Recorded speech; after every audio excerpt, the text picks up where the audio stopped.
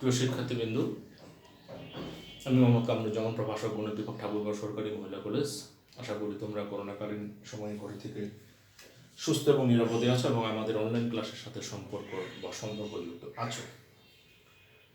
গত বৃত্তের ক্লাসে আমি আলোচনা করেছিলাম সূত্রসমূহ এবং আমরা যে তিনটা সূত্র অর্থাৎ আদর্শ বা প্রমিত আকারে দুটো সূত্র এবং একটা বৃত্তের সাধারণ সূত্র আলোচনা করেছিলাম।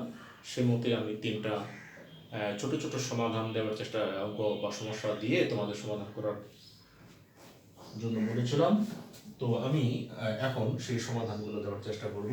প্রথমে যে আমরা একটা 1 নাম্বার সমস্যার সমাধান বলেছিলাম, অঙ্কটা সেটা ছিল যে বৃত্তের কেন্দ্র 3-2 এবং ব্যাসার্ধ 4 হলে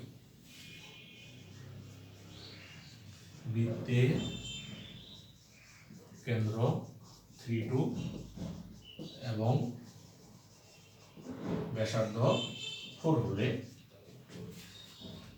এর সমীকরণ বের করো। এর বলতে বৃত্তের আমি এটার জন্য একটা ফর্মুলা দিয়েছিলাম, সেটা হলো যে x minus a whole square plus y minus k whole square is equal to r square by x square। ধরি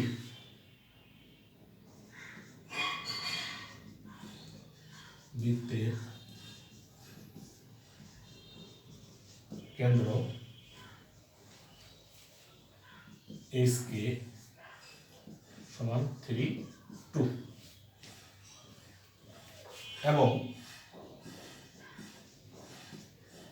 বৃত্তের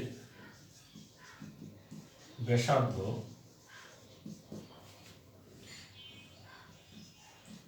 আর সমান 4। সুতরাং আমরা জানি SK কেন্দ্র বিশিষ্ট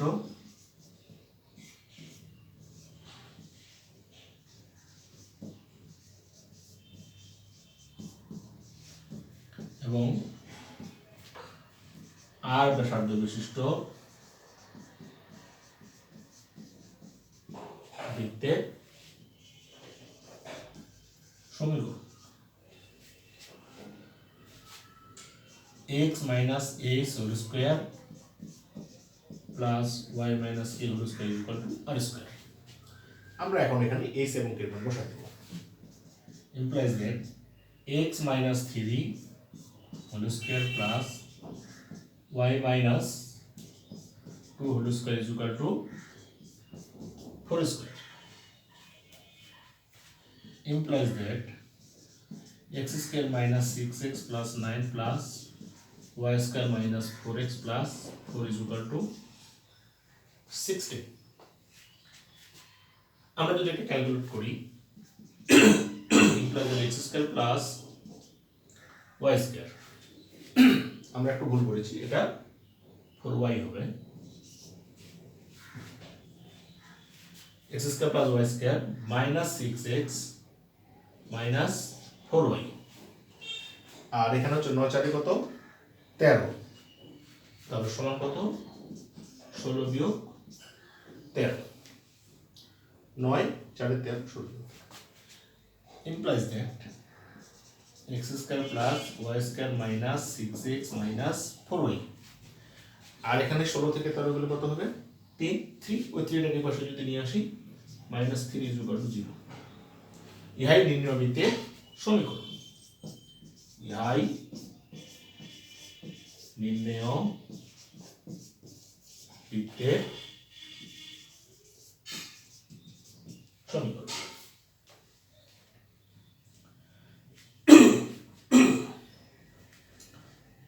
আমি আরেকটা সমাধান দিয়েছিলাম, খুব সম্ভবত এটা 2 নম্বর সমাধান ছিল। এটা কত নম্বর সমাধান ছিল? খুব সম্ভবত এটা 2 নম্বর ছিল। 1 নাম্বারটা ছিল আর একটু এই টাইপেরই আলাদা, সেটা করার চেষ্টা করতেছি।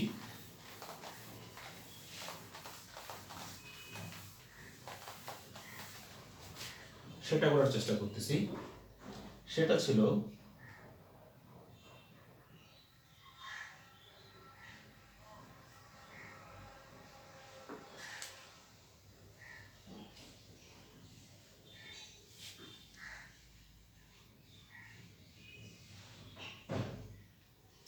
নাম্বার ছিল ওটা,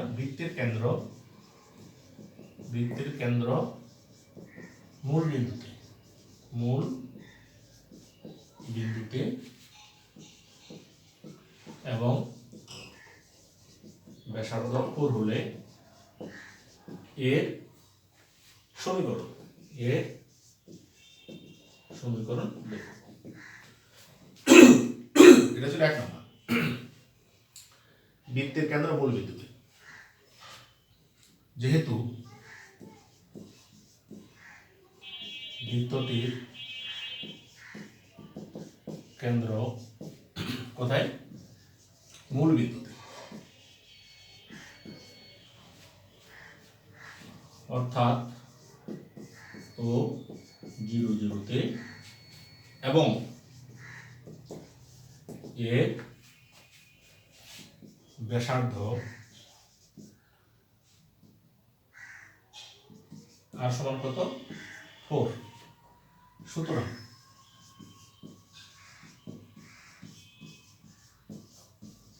বৃত্তটির সমীকরণ আমরা জানি x মাইনাস h, এখানে h কত? এটা h, এটাকে মূল বিন্দুতে, তাহলে x minus 0 whole square plus y minus k, k কোনটা? কোটি 0, 0 whole square is equal to ব্যাসার্ধের উপরে স্কয়ার আর স্কয়ার, আর বলতে এখানে 4 তার উপরে square, implies that x square plus y square is equal two 16। ইহাই নির্ণেয় বৃত্তের সমীকরণ।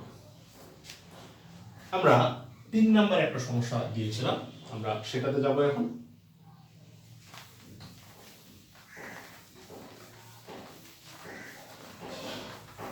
নাম্বারটা ছিল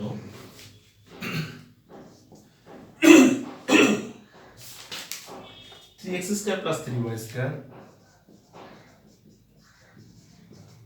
3x square plus 3y square minus 5x minus 6y plus 4 is equal to 0। বৃত্তের কি বের করতে হবে? কেন্দ্র ও ব্যাসার্ধ। বৃত্তের কেন্দ্র ও ব্যাসার্ধ বের করতে। আমি এটার জন্য একটা ফর্মুলা সেট আপ করে দিয়েছিলাম, x square plus y square plus 2gx plus 2y plus c is equal to 0 implies that এই বৃত্তের সমীকরণে আমাদের একটু কাজ করে নিতে হবে। কি কাজ করে নিতে হবে? আমরা যে বৃত্তের বৈশিষ্ট্যগুলো পড়েছিলাম সমীকরণের, যে x স্কয়ার এবং y স্কয়ারের সহগ কত হতে হবে? একই হতে হবে। কি হতে হবে? একই হতে হবে। সেটা একই আছে, কিন্তু সেটা আবার কি হতে হবে? 1 ব্যতীত কনস্ট্যান্ট মুক্ত হতে হবে। তাহলে এখানে যেহেতু 3, তাহলে আমাদের এটাকে 1 ব্যতীত কনস্ট্যান্ট মুক্ত করতে হবে। তাহলে আমরা 3 দিয়ে যদি সমীকরণটাকে ভাগ দিই, তাহলে x square plus y square minus 5/3x minus 3 দিয়ে যদি 6 কে ভাগ দিই, তাহলে 2y plus 4 is equal to 0।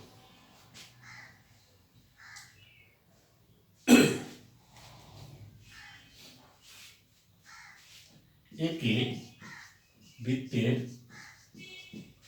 সাধারণ সমীকরণ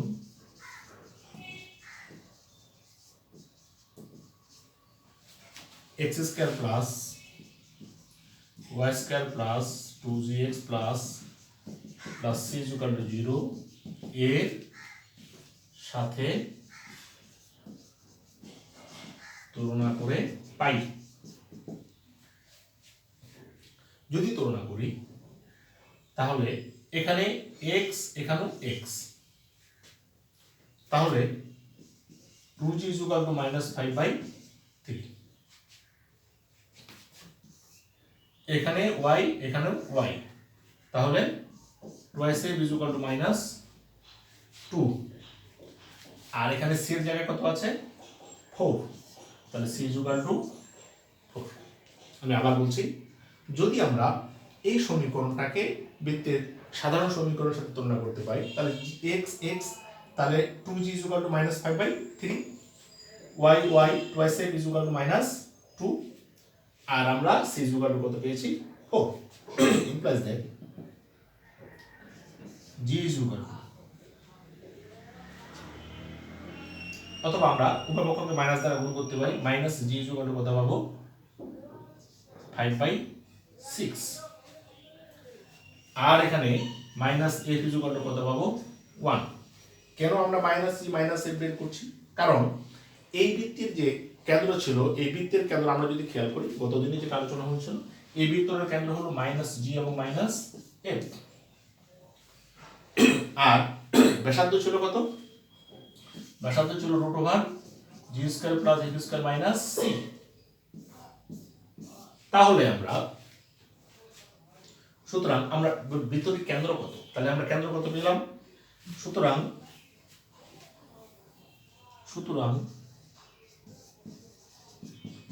বৃত্তটির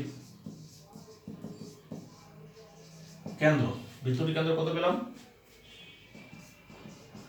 5/6 এবং 1। বৃত্তটির